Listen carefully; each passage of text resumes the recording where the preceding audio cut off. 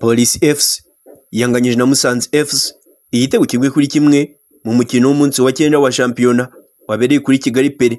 Amakipe yombi yagiye muri uyu mukino. Musanze irutse gutsinda APR FC mu gihe Polisi iranganyije na Al Hilal. Uyu mukino watangiye ugenda gake, amakipe yombi yigana, ariko wagiye ushyuka iminota yicumaga, ari nako abarimo Rubira Katembo na Chabani Chabarara bawushaga uburyo bwinshi bw'ibitego. Byiringiro Rag yazamukanye umupira yihuta ava mu kibuga hagati, ageze mu rubuga rw'amahina atera ishoti rikomeye afungura amazamu ku munota 27. Uyu mukinyi yongeye kuzamukana umupira neza awuhindura imbere y'izamu, ariko Ani Alijani yawukurikira ku munota 35. Musanze FC yagerageje gusatira ishaka kwishyura igitego, ariko bayibera ibamba. Igice cya mbere cyarangiye Police FC iyoboye umukino n'igitego kimwe ku busa bwa Musanze. Ikipe ya Polisi y'igihugu yakomeje gukina neza no gusatira bikomeye, ariko abinyuma ba Musanze bakayibera ibamba. Ku munota 65 Matabare Tabo yahushije uburyo bukomeye bw'igitego ku mupira yateye uca hanze gato y'izamu.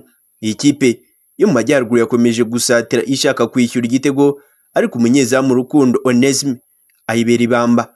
Ku munota 80 Hakizimana Titi yakiniwe nabi mu rubuga rw'amahina na Ndayishimiye Diodoni uzwi nka Nzotanga.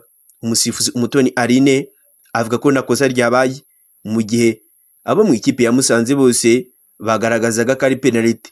Musanze FC yasatiraga bikomeye, yishyuye igitego cyatsinzwe na Hakizimana Titi hano ari ku munota 90. Musanze yashoboraga kubona igitego cya kabiri ku mupira Shabani yateye umunyezamu Rukundo yanasohotse, ariko uca hanze gato y'izamu.